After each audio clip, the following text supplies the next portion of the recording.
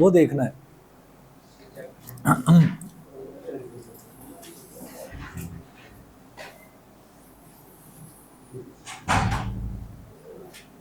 Good evening.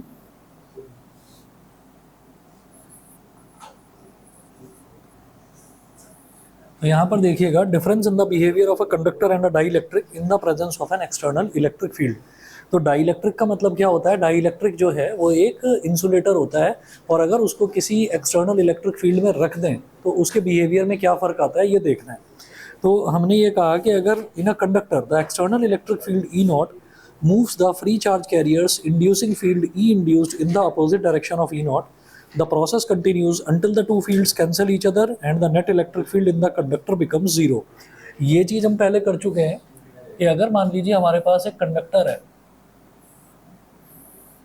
अगर मान लीजिए हमारे पास एक कंडक्टर है और ये एक एक्सटर्नल इलेक्ट्रिक फील्ड में रखा हुआ है, तो एक्सटर्नल इलेक्ट्रिक फील्ड को हम ई नॉट बोल देते हैं। E naught is for outer electric field, ठीक है, या एक्सटर्नल इलेक्ट्रिक फील्ड, तो इसको ई नॉट बोल देते हैं। ये हो गया ई नॉट। अच्छा, अब इसमें क्या है कि ये कंडक्टर है, तो कंडक्टर में जितने भी चार्जेस हैं, फ्री चार्ज कैरियर्स होते हैं कंडक्टर में, तो इलेक्ट्रिक फील्ड है एक्सटर्नल इलेक्ट्रिक फील्ड, तो एक्सटर्नल इलेक्ट्रिक फील्ड की डायरेक्शन लेफ्ट से राइट की तरफ है। इसका मतलब सारा पॉजिटिव चार्ज इधर होगा और सारा नेगेटिव चार्ज इधर होगा, ठीक है ना। तो जब सारा पॉजिटिव चार्ज इधर है, मान लीजिए ऐसे ही पॉजिटिव पॉजिटिव पॉजिटिव पॉजिटिव, ऐसे ही negative negative negative negative negative, ये तो जितने भी इलेक्ट्रॉन्स हैं, नेगेटिव चार्ज कैरियर्स हैं, वो सारे यहाँ आकर इकट्ठे हो जाएंगे क्योंकि ये पॉजिटिव की तरफ अट्रैक्ट होंगे, और जितने भी पॉजिटिव चार्जेस हैं वो सारे यहाँ पर आकर इकट्ठे हो जाएंगे। इकट्ठा होना यानी कि एक्यूमुलेट होना। अब वो तब तक एक्यूमुलेट होते रहेंगे, तब तक इकट्ठे होते रहेंगे जब तक अंदर का इलेक्ट्रिक फील्ड और बाहर का इलेक्ट्रिक फील्ड इक्वल नहीं हो जाता। तो हमने ये कहा अंदर जो इलेक्ट्रिक फील्ड बना है वो हो गया ई इंड्यूस्ड। ई इंड्यूस्ड, तो जो नेट इलेक्ट्रिक फील्ड है, net electric field E vector, वो क्या हो जाएगा? नेट इलेक्ट्रिक फील्ड जो हमारा ई वेक्टर है ये हो जाएगा E naught vector. E naught vector इस तरफ है और ई इंड्यूस्ड इस तरफ है, तो माइनस ई इंड्यूस्ड माइनस ई इंड्यूस्ड, और ये हमेशा जीरो के इक्वल हो जाएगा। जीरो के इक्वल क्यों?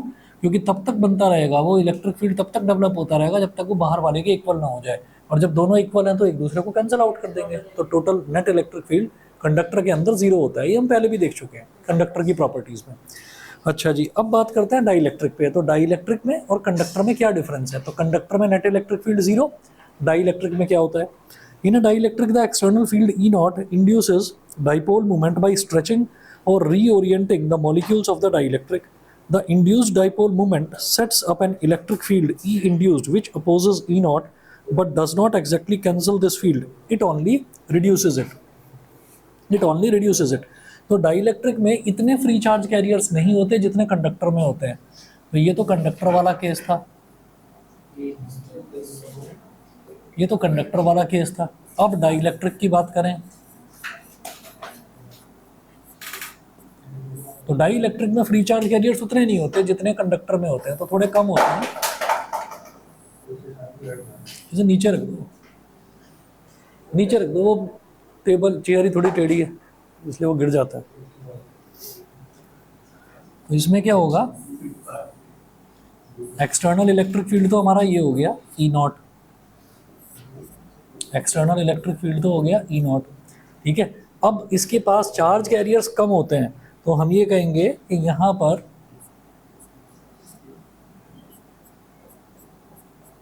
इसमें थोड़े ज़्यादा हमने चार्ज कैरियर्स दिखा दिए थे, इसमें थोड़े कम दिखा दिए।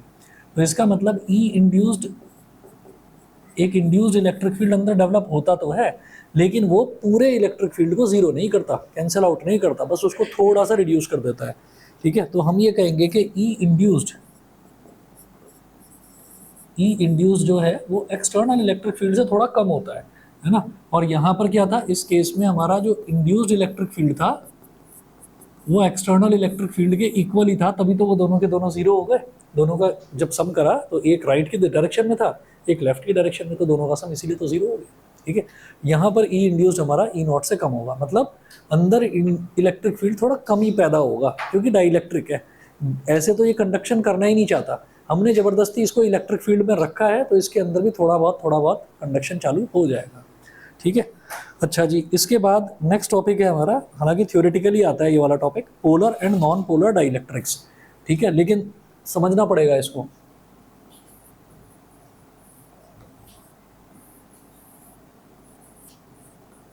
Polar and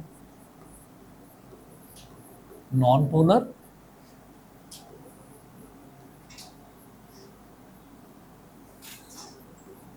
dielectrics. Polar and non polar dielectrics, a molecule in which the centre of मास। अच्छा, पोलर नाम से ही समझ में आ रहा है, पोलर, पोलर का मतलब क्या है, जिसमें एक डाइपोल मूवमेंट बन जाए। ठीक है, एक डाइपोल बनता हुआ दिखाई दे मेरे को। और नॉन पोलर का मतलब क्या है कि जिसमें डाइपोल ना बने। ठीक है, अभी डाइपोल कैसे बनता है, dipole is formed when two equal and opposite charges are separated by a small distance. जब दोनों के बीच में, पॉजिटिव और नेगेटिव चार्जेस के बीच में थोड़ा सा मेरे को डिस्टेंस नजर आता है, तब मैं कहता हूँ कि डाइपोल बन जाता है। ठीक है, तो जहां डाइपोल बनेगा, ऐसे डाइलेक्ट्रिक को, यानी कि ऐसे इंसुलेटर को मैं क्या बोल दूंगा, मैं ऐसे को बोल दूंगा पोलर डाइलेक्ट्रिक। और जहां पर डाइपोल नहीं बनेगा उसको हम नॉन पोलर बोल देंगे। एग्जाम्पल देखिएगा इसका, देखिए पहले तो डेफिनेशन देख लो। A molecule in which the centre of mass of positive charges और protons does not coincide with the centre of mass of negative charges. Positive charges और नेगेटिव चार्जेस, ये दोनों के जो सेंटर ऑफ मास हैं वो कोइंसाइड नहीं करते। कोइंसाइड का मतलब एक दूसरे के ऊपर ओवरलैप नहीं करते हैं। तो ओवरलैप नहीं करते, इसका मतलब दोनों के बीच में गैप होगा, और गैप होगा तो इसका मतलब डाइपोल मूवमेंट बनेगा। is called a polar molecule. The dielectrics made of polar molecules are called polar dielectrics. Example HCl H2O. तो ये एग्जाम्पल देख लीजिए जरा पोलर का। पोलर डाइलेक्ट्रिक का एग्जाम्पल हमने देखा HCl। तो ये जो HCl है, इसका अगर स्ट्रक्चर देखा जाए तो स्ट्रक्चर ऐसे बनेगा। ये तो हो गया H, हाइड्रोजन। ठीक है, थोड़ा सा इसका साइज थोड़ा सा बड़ा होता है क्लोरीन का, ये Cl।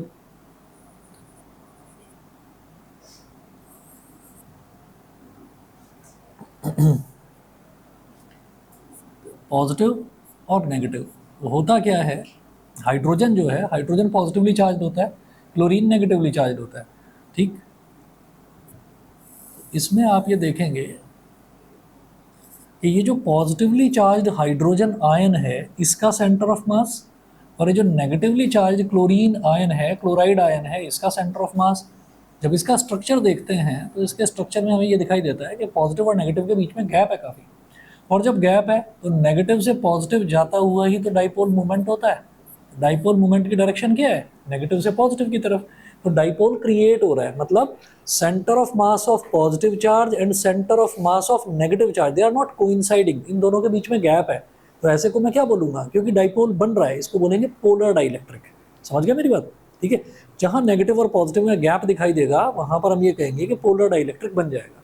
ठीक है, जैसे ये HCl लिया, ऐसे ही एक एग्जांपल और देखते हैं, H2O।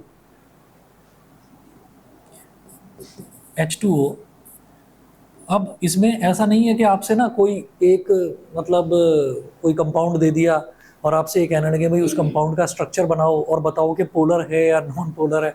वो नहीं, ठीक है, वो तो फिर फिजिक्स ना होकर फिर केमिस्ट्री में चले जाएंगे आप। ठीक है, वो चीज़ नहीं आपसे पूछी जाएगी। आपसे तो ये पूछा जाएगा भाई पोलर और नॉन पोलर का डिफरेंस आप बता दीजिए, दैट्स इट। उससे ज़्यादा और डिटेल में नहीं पूछा जाता। ठीक है, तो अब H2O, तो H2O देखिएगा, H2O में क्या है, हाइड्रोजन,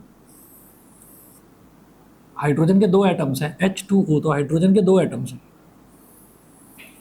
ये H हो गया, ये H हो गया। अब दोनों पॉजिटिव चार्ज हैं, पॉजिटिवली चार्ज होते हैं हाइड्रोजन। तो वैसे तो अजीब होता है हाइड्रोजन, कभी पॉजिटिव मतलब कैटायन की तरह बिहेव करता है, कभी एनायन की तरह, कभी कहता है कि नहीं मैं तो शेयरिंग करूँगा, है ना। तो इसका तो पेकुलियर बिहेवियर होता है।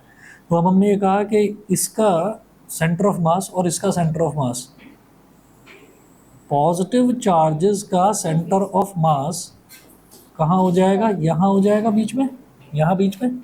और जो O है, ऑक्सीजन, ऑक्सीजन ऐसे बनता है इसके पीछे, ये ऑक्सीजन हो गया। ऑक्सीजन होता है नेगेटिवली चार्ज, तो ऑक्सीजन का सेंटर ऑफ मास यहाँ हो गया नेगेटिव का। तो आप ये देखिए, नेगेटिव और पॉजिटिव में, नेगेटिव और पॉजिटिव में ये गैप हो गया। तो पी वेक्टर यानी कि डाइपोल मोमेंट की डायरेक्शन हो गई नेगेटिव से पॉजिटिव की तरफ। नेगेटिव और पॉजिटिव कोइंसाइड नहीं करते हैं, दोनों में गैप है, नहीं समझे। जब हम H2O की बात करेंगे तो दो हाइड्रोजन एटम्स होंगे, तो दो हाइड्रोजन एटम्स हैं, तो हाइड्रोजन ये भी पॉजिटिव है और ये भी पॉजिटिव है, तो पॉजिटिव और पॉजिटिव दो हैं, तो इसका सेंटर ऑफ मास तो यहाँ हो गया ना, दोनों पॉजिटिव्स का, तो ये सेंटर ऑफ मास यहाँ हो गया। और जो ऑक्सीजन है, ऑक्सीजन जो है वो पीछे की तरफ रहता है इसमें, मतलब इनका स्ट्रक्चर है, और ये आपसे एक्सपेक्ट नहीं करा जाता कि आप सबके स्ट्रक्चर्स याद करो, ये एक्सपेक्ट नहीं करा जाता। केमिस्ट्री में क्या है वो मैं नहीं जानता, लेकिन फिजिक्स में ये एक्सपेक्ट नहीं करा जाता आपसे। तो एग्जाम्पल के तौर पर आप ये बता देंगे कि भाई इसका नेगेटिव जो है वो यहाँ इकट्ठा हो रहा है और पॉजिटिव का, दोनों का एवरेज, दोनों का सेंटर ऑफ मास यहाँ पर है, तो नेगेटिव और पॉजिटिव के बीच में गैप है ना, तो इस वजह से जब नेगेटिव और पॉजिटिव के बीच में गैप होता है तो नेगेटिव से पॉजिटिव की तरफ ही तो जाता है हमारा डाइपोल मूवमेंट। तो जब इसमें डाइपोल क्रिएट हो रहा है तो डाइपोल, पोल मतलब पोलर, पोलर डाइइलेक्ट्रिक, समझ गए, ठीक। अच्छा जी, ये तो हुआ हमारा पोलर का केस। उसके बाद देखेंगे नॉन पोलर।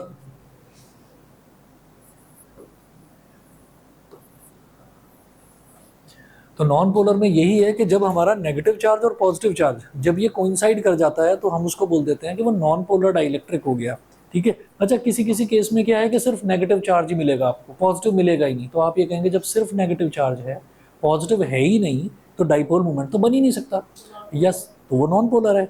अगर सिर्फ पॉजिटिव चार्ज है, नेगेटिव चार्ज है ही नहीं, तो हम ये कहेंगे कि भाई वो भी नॉन पोलर है, क्योंकि उसमें एक नेगेटिव और एक पॉजिटिव की जरूरत पड़ती है, तभी तो डाइपोल बनेगा, ठीक है ना। तो ये चीज़ है, अ molecule in which the centre of mass of positive charges coincides with the center of mass of negative charges is called a non-polar molecule. The dielectrics made of non-polar molecules are called non-polar dielectrics. Example देख लीजिए इसके।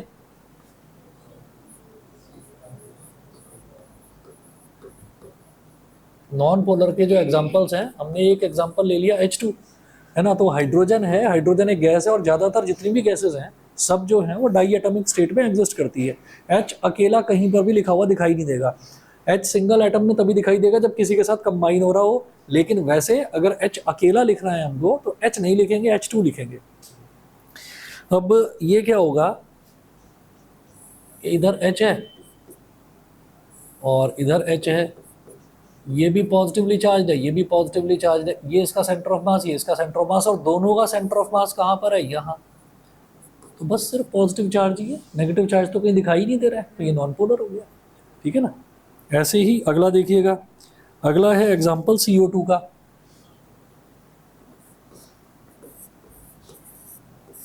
CO2, तो CO2 में क्या है कि एक carbon atom है और दो ऑक्सीजन एटम है, इसमें कार्बन बीच में आता है, ऑक्सीजन इधर और उधर आता है, तो ये तो कार्बन हो गया,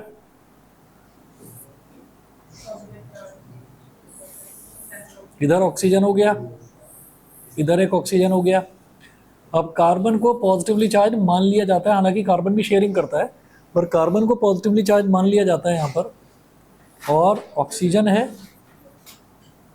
तो इसका कार्बन बीच में है, तो यहाँ तो पॉजिटिव चार्ज तो यहाँ पर है, ये नेगेटिवली चार्ज है, ये नेगेटिवली चार्ज है, तो इनका सेंटर ऑफ मास कहाँ पर हो जाएगा, ये यही हो जाएगा सेंटर ऑफ मास, यानी कि पॉजिटिव और नेगेटिव दोनों कोइंसाइड कर रहे हैं। जब पॉजिटिव नेगेटिव दोनों कोइंसाइड करेंगे तो हम ये कहेंगे कि भाई दोनों में गैप है ही नहीं, जब गैप नहीं है तो नॉन पोलर, ठीक है। आइएगा पेज नंबर 39 पर, कहाँ पर, हाँ सी पर प्लस इस वजह से लिखा हुआ है कि जब भी कभी हम, अब वैसे तो कोवलेंट बॉन्ड बनाता है कार्बन, जो है कोवलेंट बॉन्ड बनाता है, लेकिन हमने ये कह दिया इसमें जो है कि भाई जब हमारे पास दो ऑक्सीजन एटम्स हैं, इसको याद रखने का बस एक ये तरीका रखा हुआ है कि जब भी हम कंपाउंड फॉर्मेशन करते हैं, अब अगर बिल्कुल डीप केमिस्ट्री में जाएंगे तो वहाँ तो ये है कि भाई कार्बन का 1 2 3 4 इसके आउटर मोस्ट शेल में 4 होते हैं, और जो ऑक्सीजन है, ऑक्सीजन के आउटर मोस्ट शेल में 2,6 यानी कि 6 होते हैं। तो क्या हो गया कि ये जो कार्बन है, इस कार्बन को ऐसे लिख लेते हैं कि बेटा 2 इलेक्ट्रॉन तो इधर लिख ले, 2 इधर लिख ले, ऑक्सीजन के 6 हैं तो 1 2 3 4 5 6, तो ये जो 4 हैं यानी कि जो 2 पेयर हैं ये कार्बन के भी हो गए। सिमिलरली एक ऑक्सीजन ऐसे आ गया 1 2 3 4 5 6, ये जो 4 हैं ये इस कार्बन के भी हो गए, ऑक्सीजन के भी हो गए। तो जहाँ पर भी 2 पेयर आते हैं हम उनको डबल बॉन्ड बोल देते हैं, C डबल बॉन्ड हो, डबल बॉन्ड हो, इस तरह से CO2 बन जाता है। एक दूसरा तरीका है क्रॉस ओवर वैलेंसीज का। क्रॉस ओवर वैलेंसीज ये कहती हैं कि भाई कार्बन की वैलेंसी कितनी है, वैलेंसी ऊपर लिखी जाती है 4, ठीक है, और ऑक्सीजन की वैलेंसी कितनी है 2 माइनस, वो ऊपर लिखी जाती है। तो एनायन को बाद में लिखते हैं और फिर इसकी वैलेंसी इसके साथ, इसकी वैलेंसी इसके साथ, क्रॉस ओवर वैलेंसीज। तो ये क्या बन जाएगा C2O4, और फिर हम 2 1 2 2 2 4 कह देंगे, तो CO2। अब ऑल्दो मुझे मालूम है कि कार्बन शेयरिंग करता है, ठीक है, लेकिन जब क्रॉस ओवर वैलेंसीज वाला कॉन्सेप्ट ले रहे हैं तब उस केस में क्या होगा, उस केस में हम ये कहेंगे ये ना एक कैटायन की तरह बिहेव कर रहा है नहीं कैटायन, ये कैटायन की तरह बिहेव कर रहा है। सिमिलरली अगर मैं हाइड्रोजन की बात करूँ, ये H2O की बात करूँ, सॉरी, तो जब हम H2O की भी बात करते हैं तो हाइड्रोजन भी जो है ना, हाइड्रोजन भी इसके आउटर मोस्ट शेल में एक इलेक्ट्रॉन है। ऑक्सीजन को 2 इलेक्ट्रॉन्स की ज़रूरत है ना, तो वो ऑक्सीजन जो है वो ऐसे बैठा हुआ है, 1 2 3 4, 5वां इधर, 6ठा इधर। वो कहता है एक हाइड्रोजन बेटा तू तो इधर आ जा और तू इधर आ जा। ये पेयरिंग हो गई इसकी। अब इसकी भी अलग अलग थ्योरीज चलती हैं। हमने ये कहा कि 2 हाइड्रोजन है और 1 ऑक्सीजन है। अब एक केस ये भी होता है कि भाई हम H2O को ऐसे भी बना सकते हैं कि हाइड्रोजन के साथ हाइड्रोक्साइड जोड़ दें, HOH, है ना, तो उस केस में हाइड्रोजन जो है वो बिहेव करने लगता है कैटायन, हाँ वो कैटायन की तरह बिहेव करने लगता है, बस वो कैटायन की तरह। हाँ, हालांकि इस पर तो झगड़ा ही चलता रहता है हाइड्रोजन पर, इसीलिए पीरियोडिक टेबल में सबसे ऊपर बिठा दिया, भाई साहब तुम यहाँ बैठो, हम तुम्हारे बारे में कुछ कह नहीं सकते। तो हाइड्रोजन के बारे में ये कहते हैं कि कैटायन कभी बनाएगा ही नहीं, एक ही इलेक्ट्रॉन है बेचारे के पास, वही डोनेट कर दिया तो ये क्या करेगा, है ना, इसके पास तो कुछ बचेगा ही नहीं, ठीक है ना।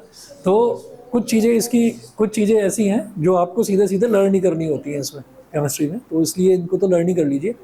हमने ये कहा कि इस केस में कार्बन एक कैटायन की तरह बिहेव कर रहा है, तो कार्बन जो है, कार्बन का पॉजिटिव चार्ज यहाँ पर है, ऑक्सीजन ये भी नेगेटिवली चार्ज, ये भी नेगेटिवली चार्ज, नेगेटिव का सेंटर ऑफ मास यहाँ हो गया, पॉजिटिव नेगेटिव दोनों कोइंसाइड कर रहे हैं, तो भाई पोलैरिटी बनेगी ही नहीं, डाइपोल मोमेंट बनेगा ही नहीं, जनरेट ही नहीं होगा, नॉन पोलर हो गया।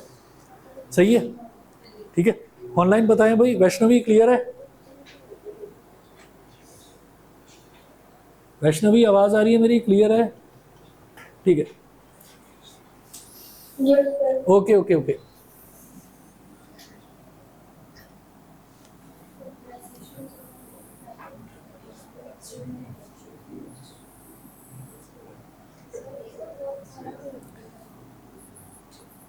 क्या? अरे सब हो जाएगा।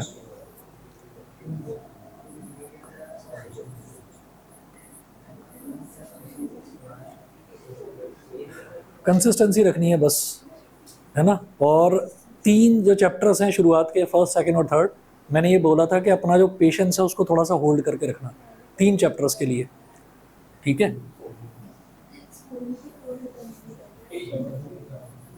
स्कूल को छोड़ दो, उनका स्टैंडर्ड मैच नहीं कर पाओगे। अरे अभी 5th भी होएगा। छुट्टियाँ? एक मिनट, नहीं, एक मिनट, छुट्टियाँ, नहीं, छुट्टियाँ ये क्या होता है? हाँ, तो फिर 12th क्लास में आके छुट्टियों की बात कर रहे हो, कमाल है। इतना जरूर है,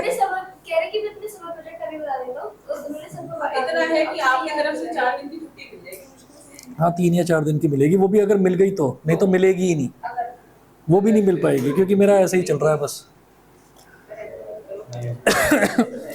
धीरे से बोलते हैं ऐसी बातें, ये पार्टीशन है, नहीं तो अंदर चली जाएगी तो और बखेड़ा हो जाएगा। चलिए जी, polarisation of a non polar dielectric, क्या जी? हाँ वो ऐसा ही है।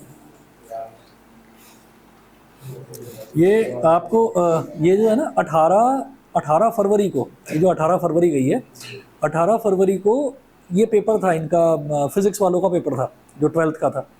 तो मैंने ये सोचा कि 17 तारीख तक कोई एक भूला भटका आ जाएगा कुछ डाउट वाउट पूछने के लिए, 18 को तो कोई एकदम से आएगा नहीं, 18 को नहीं, मैं गलत बोल रहा हूँ, 15 फरवरी को था, 15 फरवरी को फिज़िक्स का पेपर था और 18 फरवरी को था 10th का साइंस वालों का पेपर था, साइंस का मैथ्स का था। तो मेरे को लगा, मैंने कहा अच्छा फिर अगला पेपर जो है वो 22 को या 23 को था, और उसमें क्या था कि ना तो मेरा मैथ्स पढ़ रहा था इसका 12th का, और ना 10th का कुछ पढ़ रहा था। तो मैंने सोचा, मैंने कहा मैं 2-3 दिन के लिए मैं कहीं घूमने चला जाऊँगा, 18, 19, 20 फरवरी को चला जाऊँगा। और ऐसे, हाँ ये मैंने गलत सोच लिया है ना। तो फिर हाँ, तो ये डेयरिंग। और फिर पता चला कि शादियों के साए ना उसी दौरान है, और मेरे साले की शादी का मुहूर्त तभी निकला। ठीक है, तो ये तो मेरे को बोलने के लिए एक चीज़ मिल गई कि भाई वो तो तेरे भाई की शादी थी, नहीं तो मैं तो घूमने जाने वाला था।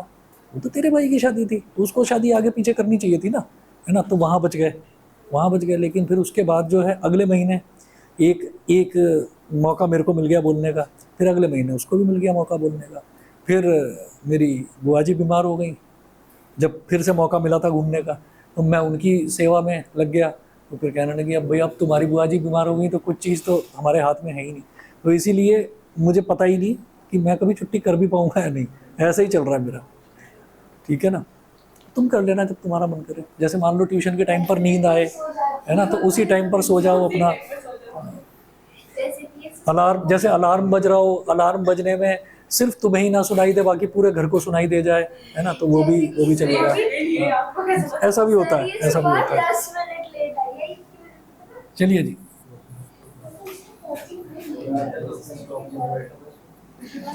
Polarisation, polarisation of a non polar dielectric. अब क्या है, अब जो हमारे पास ना नॉन पोलर डाइइलेक्ट्रिक है, नॉन पोलर डाइइलेक्ट्रिक का मतलब क्या है, तो उसमें डाइपोल मूवमेंट है नहीं, अपने आप से उसके अंदर डाइपोल मूवमेंट नहीं है। तो अगर उसको हम पोलराइज करना चाहें, पोलराइज करने का मतलब ये है कि बेटा तेरे अंदर डाइपोल मूवमेंट नहीं है, लेकिन बस तेरे को इतना तगड़ा इलेक्ट्रिक फील्ड दूंगा कि तेरे को मैं डाइपोल मूवमेंट क्रिएट कर दूंगा तेरे अंदर, वो चीज़ है। पोलराइजेशन करने का मतलब ये है कि तुम कंडक्ट नहीं करना चाह रहे हो, तुम्हारी प्रॉपर्टी नहीं है कंडक्शन की, तुम पढ़ना नहीं चाह रहे हो, लेकिन तुम्हें जबरदस्ती पढ़ाया जाए, है ना, तो वो है पोलराइजेशन। ठीक है ना, तो इस चीज़ से ये शायद याद रहेगा तुम्हें। ठीक है ना, polarisation of a non polar dielectric.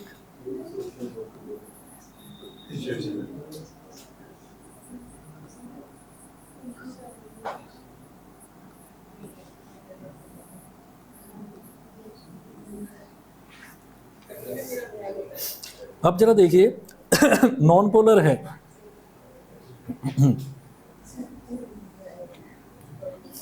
in the presence of an external electric field E naught, the centers of positive charges are displaced in the direction of external electric field, while the centers of negative charges are displaced in the opposite direction। ठीक है, तो क्या है कि यहाँ पर ना मैंने ऐसे कर दिया,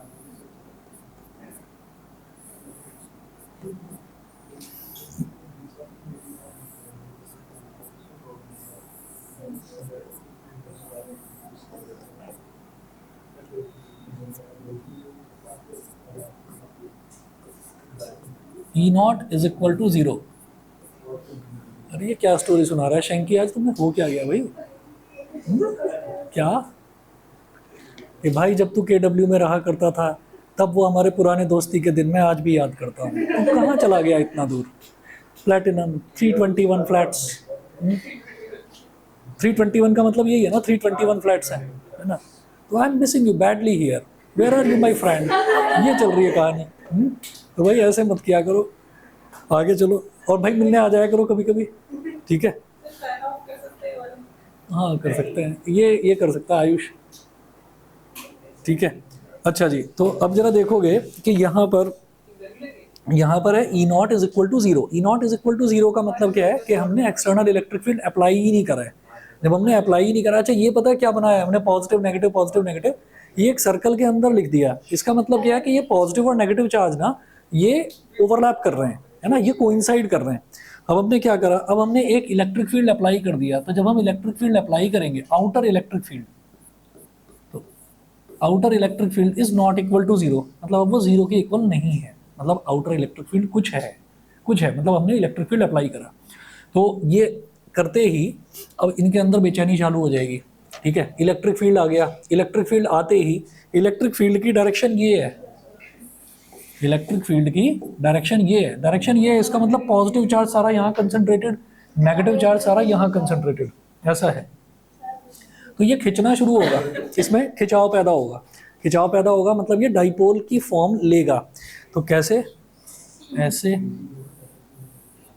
माइनस प्लस, माइनस इधर इकट्ठा हो जाएगा और माइनस प्लस ऐसे बनता चला जाएगा, मतलब ये अलाइन हो जाएगा, माइनस प्लस माइनस प्लस, बस ये। ठीक है, तो ये पोलराइजेशन हो गया। हाँ, अरे हाँ यार, बॉटल मुझे दे दो।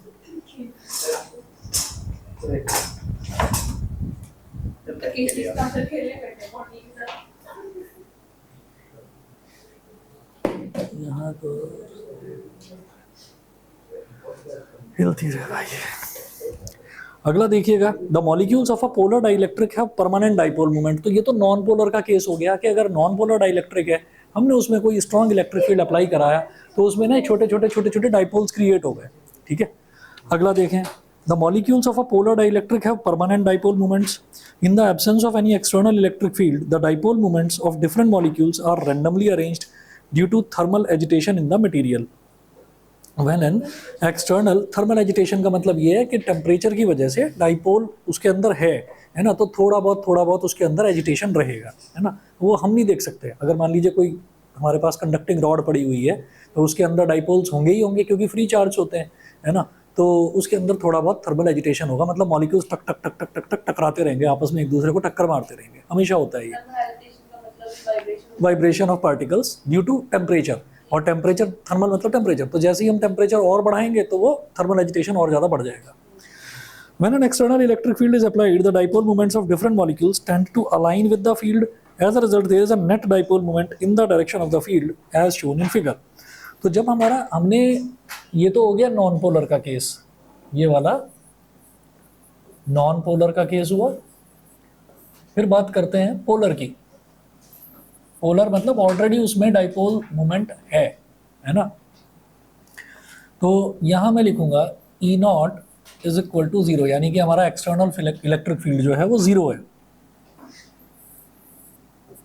माइनस प्लस माइनस प्लस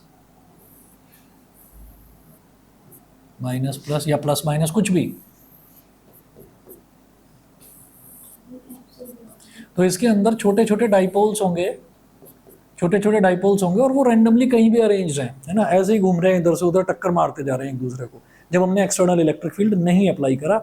और जब एक्सटर्नल इलेक्ट्रिक फील्ड अप्लाई कर दिया तो फिर इनको अलाइन होना पड़ा एक डायरेक्शन में, मतलब अब हमने ई नॉट की कुछ वैल्यू दे दी यानी कि एक्सटर्नल इलेक्ट्रिक फील्ड अब हमने अप्लाई कर दिया, तो अब भाई ये अलाइन हो जाएंगे, उतने प्रॉपरली नहीं होंगे। उसका रीज़न है क्योंकि टेम्परेचर भी इन पर थोड़ा बहुत काम करता रहेगा। टेम्परेचर कहेगा नहीं भाई तुम मेरे हिसाब से चलो, एक्सटर्नल इलेक्ट्रिक फील्ड कहेगा नहीं मेरे हिसाब से चलो। तो इसलिए जो आप डायग्राम भी देखेंगे ना, यहाँ वाला जो नॉन पोलर है तो प्रॉपर अलाइंड था, इसमें थोड़ा बहुत आपको अंतर देखने को मिल सकता है कि भाई उतना परफेक्टली अलाइनमेंट नहीं है इनका, थोड़ा बहुत ऐसा हो सकता है ये, लेकिन डायरेक्शन रहेगी ऐसे ही कि ई नॉट इधर है, इसका मतलब सारा नेगेटिव चार्ज यहाँ है और सारा पॉजिटिव चार्ज यहाँ है, तो नेगेटिव चार्ज सारा इस तरफ, पॉजिटिव चार्ज सारा इस तरफ, डाइपोल्स का ऐसे अरेंज हो जाता है। ठीक है, दिस इज कॉल्ड पोलराइजेशन। तो ये दो डायग्राम्स हैं, ये बड़े इंपॉर्टेंट है। नॉन पोलर डाइलेक्ट्रिक में ये दोनों डायग्राम जरूर बनाएंगे और पोलर डाइलेक्ट्रिक में ये दोनों बनाएंगे। ठीक है, अच्छा जी, उसके बाद एक डेफिनेशन देखेंगे पोलराइजेशन की, वो देख लीजिए। Hence, both polar and non-polar dielectrics develop a net dipole moment in the presence of an external electric field. This fact is called polarization of dielectric. तो क्या होता है कि एक एक्सटर्नल इलेक्ट्रिक फील्ड की प्रेजेंस में चाहे पोलर डाइलेक्ट्रिक हो चाहे नॉन पोलर डाइलेक्ट्रिक हो, वो एक डाइपोल मोमेंट अपने अंदर क्रिएट कर ही लेता है, और इसी फैक्ट को हम कहते हैं पोलराइजेशन। ठीक है ना, आपने उसको पोलराइज कर दिया। पोलराइज करने का मतलब आपने उसको मजबूर कर दिया कंडक्ट करने के लिए, भाई थोड़ा बहुत ही सही पर करो जरूर, कंडक्ट करना पड़ेगा। ठीक है, अच्छा जी, the polarisation capital P vector is defined as the dipole moment per unit volume and its magnitude is usually referred to as the polarization density. तो polarization क्या होता है? It is defined as the dipole moment per unit volume. Dipole moment per unit volume यानी कि ये जो polarisation है capital P vector is equal to dipole moment small p vector per unit volume. तो dipole moment को volume से आप divide कर दीजिए तो पोलराइजेशन आ जाएगा। उसके बाद इसको पोलराइजेशन डेंसिटी भी बोल देते हैं। ऐसा क्यों? जैसे हम नॉर्मली डेंसिटी निकाल रहे हैं तो डेंसिटी क्या होती है? Charge upon volume, charge upon volume, तो उसको क्या बोल देते हैं, डेंसिटी, है ना। और sorry, mass upon volume, mass upon volume को डेंसिटी बोलते हैं। चार्ज अपॉन वॉल्यूम क्या होती है, वॉल्यूम चार्ज डेंसिटी। तो ये पोलराइजेशन अपॉन वॉल्यूम है, तो इसको पोलराइजेशन डेंसिटी बोल देते हैं, बस ये है, ठीक है। अच्छा जी, तो पोलराइजेशन को हम पोलराइजेशन डेंसिटी भी बोल देते हैं। The direction of P vector is same as that of the external electric field E not, ठीक है। पोलराइजेशन की जो डायरेक्शन है वो external electric field E not वाली है। देख रहे हैं ना, सारे डाइपोल्स ऐसे ही अरेंज हो गए, ठीक है। तो जब सारे डाइपोल्स ऐसे ही अरेंज हो गए तो एक्सटर्नल इलेक्ट्रिक फील्ड और पोलराइजेशन दोनों की डायरेक्शन सेम होती है। अच्छा जी, उसके बाद नेक्स्ट टॉपिक है polarisation of dielectric reduces the electric field inside the dielectric. तो पोलराइजेशन से क्या होता है, डाइलेक्ट्रिक के अंदर का फील्ड थोड़ा सा रिड्यूस हो जाता है। अब ये भी थोड़ा थ्योरेटिकली है, समझेंगे इसको। Consider a rectangular dielectric slab placed in a uniform electric field E naught acting parallel to two of its faces as shown in figure A.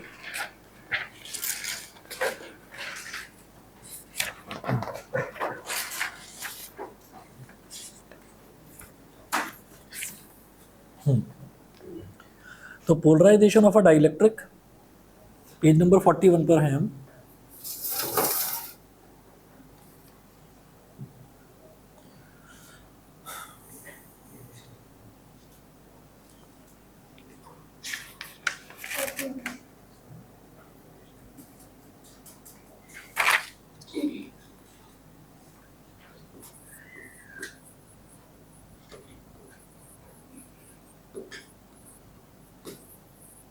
Polarization of a dielectric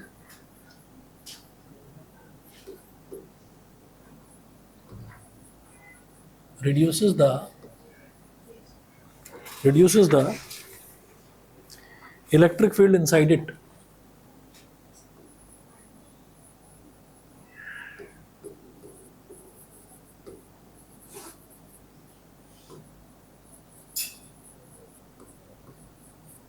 अब ये कैसे, डायग्राम के through ही समझ में आ जाएगा, बहुत आसान है।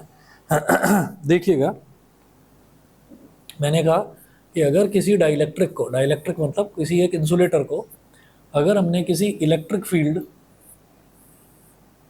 में रख दिया, तो इलेक्ट्रिक फील्ड में रखने का मतलब क्या है कि इस तरफ तो सारा का सारा पॉजिटिव चार्ज कंसंट्रेटेड है,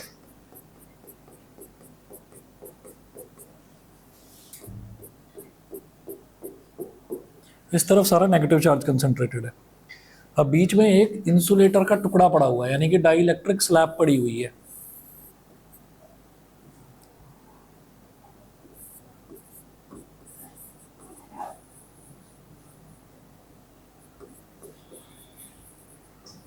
डाइलेक्ट्रिक स्लैब पड़ी हुई है। अब हमने कहा कि negative positive, negative positive, negative positive, ऐसे ही negative positive, negative positive, negative positive. जब हम पोलराइज करते हैं किसी भी डाइलेक्ट्रिक को, तो उसका डाइपोल मोमेंट ऐसे ही अलाइन हो जाता है इलेक्ट्रिक फील्ड की डायरेक्शन में। इलेक्ट्रिक फील्ड की डायरेक्शन ये है, ये हमारा एक्सटर्नल इलेक्ट्रिक फील्ड है, तो डाइपोल्स भी सारे इस तरफ ऐसे अलाइन हो जाते हैं। अब होता क्या है कि जब हम इसकी बात करेंगे, ये जो बीच का जो पोर्शन है इसका, ये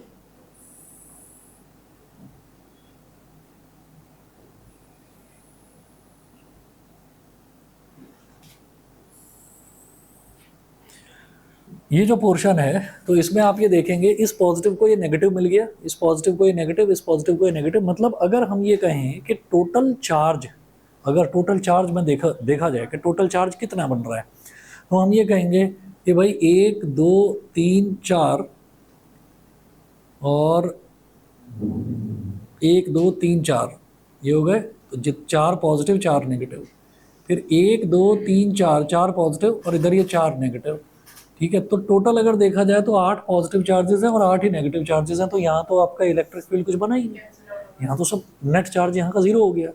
तो वही लिखा हुआ है यहाँ पर, region of zero charge density, this is called region of zero charge density.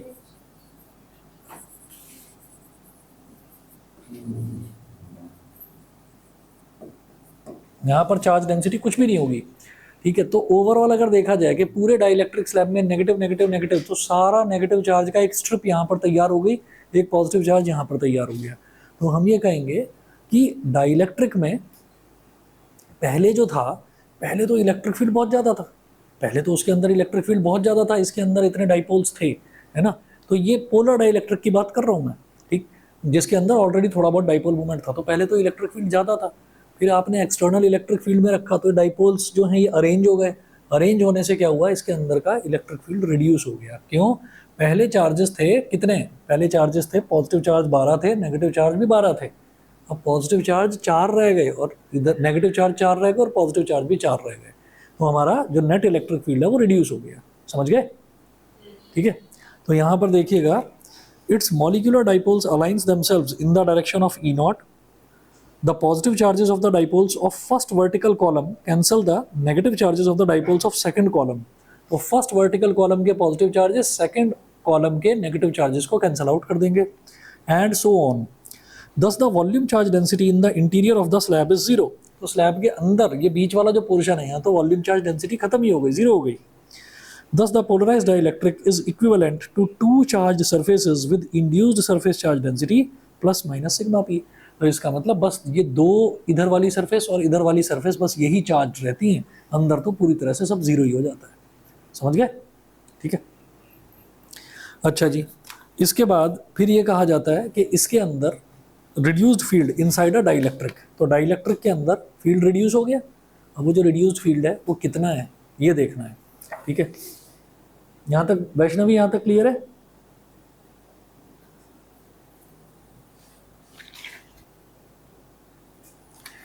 देखिएगा, reduced field inside a dielectric,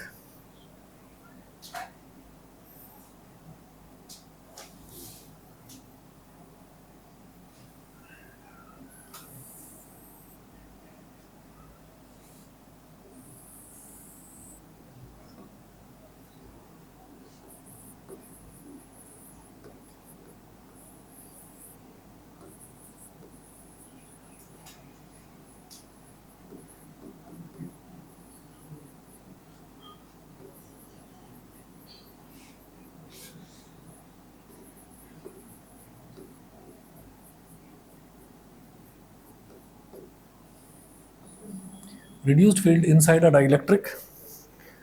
अच्छा जी, तो the induced surface charges set up an electric field EP vector due to polarisation inside the dielectric in a direction opposite to that of external electric field E naught, thus tending to reduce the original field in the dielectric. ये हम कई बार देख चुके हैं। आप ये देखिएगा कि जब हमारे पास पेज नंबर 42 पर हूँ मैं, हम एक्सटर्नल इलेक्ट्रिक फील्ड की बात कर रहे हैं, तो हमारे पास एक स्ट्रिप यहाँ पर है पॉजिटिव चार्जेस की।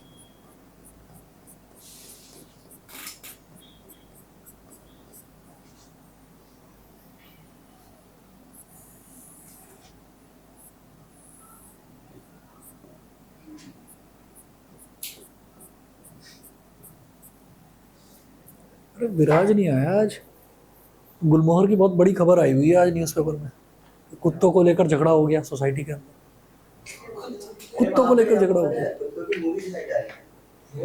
हाँ मतलब कुछ चल रहा है, बहुत बड़ी न्यूज़ आई है, अभी दिखाता हूँ, ये रखा आज का ही पेपर है। मैंने सोचा गुलमोहर उधर भी है साहिबाबाद में, फिर देखा तो राजनगर एक्सटेंशन लिखा हुआ था, ये गाजियाबाद वाला है ना।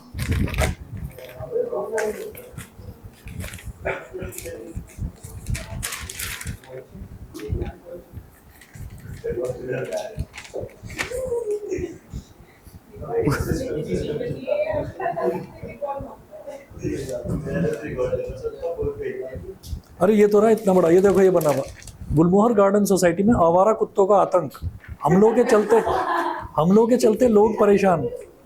पूरी इतनी बड़ी न्यूज़ आ रही है ये रहा ये लिखा हुआ राजनगर एक्सटेंशन स्थित गुलमोहर गार्डन सोसाइटी, और ये वहाँ के रहने वाले लोग हैं। इसमें कोई वो नहीं दिखाई दे रहा। और फिर ये भी आ रहा है, आवारा ही नहीं अब पालतू कुत्ते भी होते जा रहे हैं हिंसक। आज इसको विराज को भेजूंगा इसकी कटिंग कि भाई क्या चल रहा है तेरे यहाँ पर। यहाँ पर भी होना है, इसी चीज़ पर झगड़ा होना है यहाँ पर भी। आप लोगों को भी बता रहा हूँ भाई, ध्यान रखना। ऊपर ऊपर एक नया भयानक वाला कुत्ता है, जर्मन शेफर्ड, ज़रा ध्यान रखिएगा। ऐसा मतलब लिफ्ट का बटन दबाने के बाद ना लिफ्ट पर ऐसे टेक लगा कर मत खड़े हो जाना थोड़ा सा, क्योंकि वो पता चला कि वो अंदर से बाहर आ रहा है और आप बाहर से अंदर जा रहे हैं, है ना, तो ये ध्यान रखना। आपने बताया ना शायद। अब ज़्यादा हो रहा है, अब ज़्यादा हो रहा है, क्योंकि हाँ संख्या बढ़ती जा रही है और ब्रीड्स की वैरायटी आ रही है।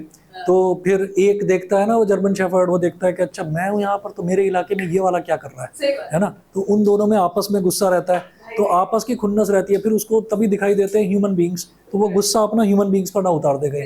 तो ये ध्यान रखना। चलो जी।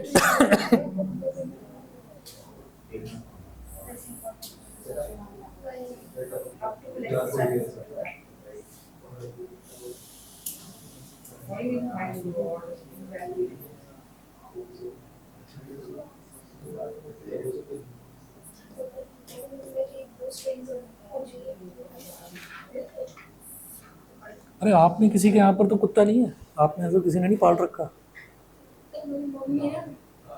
अच्छा चलो ठीक है। लड़ाई भी हो जाती है यहाँ पर, इस बारे में लड़ाई भी हो जाती है कि मतलब हमारे कुत्ते को कुत्ता क्यों बोल दिया, इसलिए कह रहा हूँ मैं।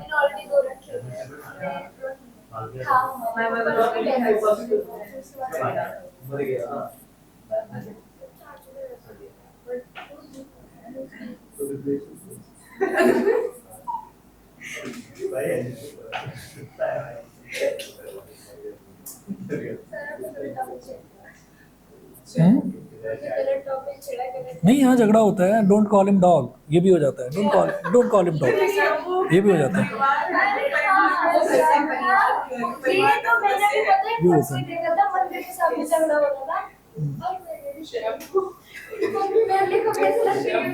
चलिए जी,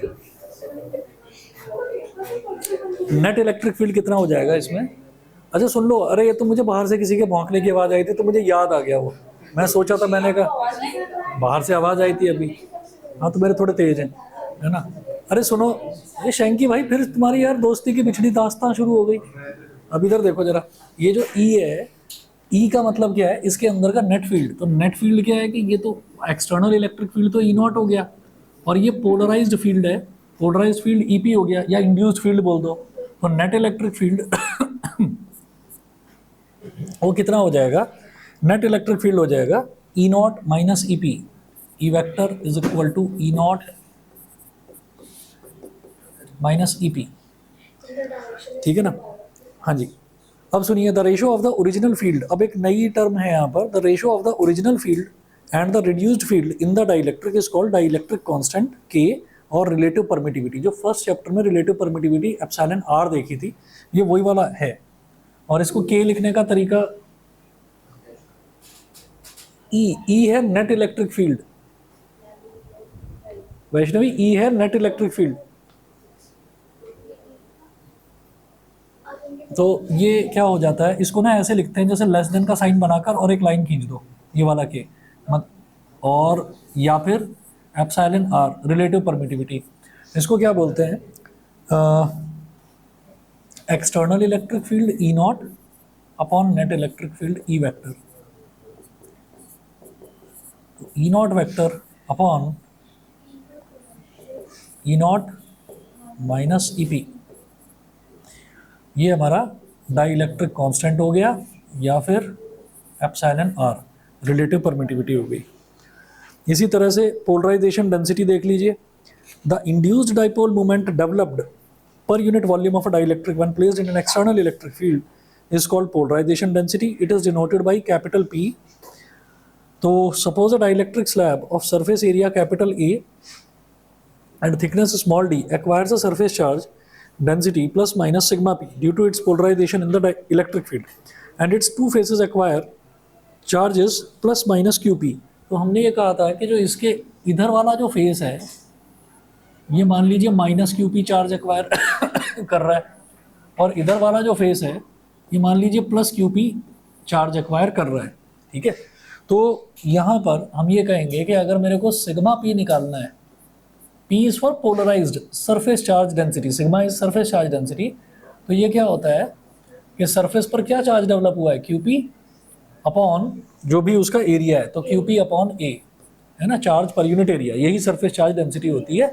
पी सिर्फ इस वजह से लगाया गया है कि ये सरफेस चार्ज डेंसिटी पोलराइज होकर, मतलब इस डाइलेक्ट्रिक के पोलराइज होकर डेवलप हुई है।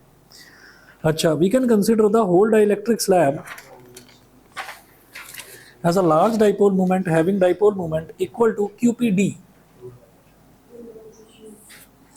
अभी डी क्या है, इसकी विड्थ डी हो गई डाइलेक्ट्रिक की। तो मैं ये कहूंगा कि भाई नेगेटिव चार्ज इधर है पूरा का पूरा, मान लिया कंसंट्रेटेड, पॉजिटिव चार्ज इधर है, तो दोनों के बीच में गैप, नेगेटिव और पॉजिटिव के बीच में जो गैप होता है उनके मल्टीप्लिकेशन को ही तो डाइपोल मोमेंट बोलते हैं। डाइपोल मोमेंट उसी को तो बोला जाता है। तो हमने ये कहा पोलराइजेशन डेंसिटी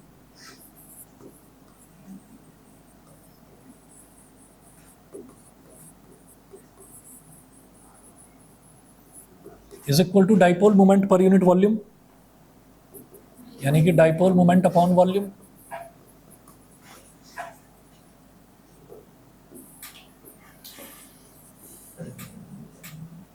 तो polarization density is capital P।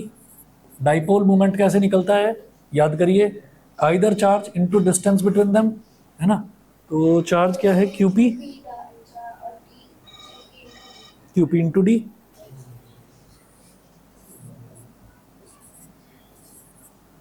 Volume कैसे निकलेगा, इसका ये एरिया, और एरिया में आपने ये निकाल दिया, एरिया में अगर लेंथ मल्टीप्लाई कर दिया तो वो वॉल्यूम आ जाएगा। तो A इंटू डी, डी से डी कैंसिल आउट हो गया, तो P is equal to QP upon A, और QP अपॉन A क्या है, QP अपॉन A तो सिग्मा P है।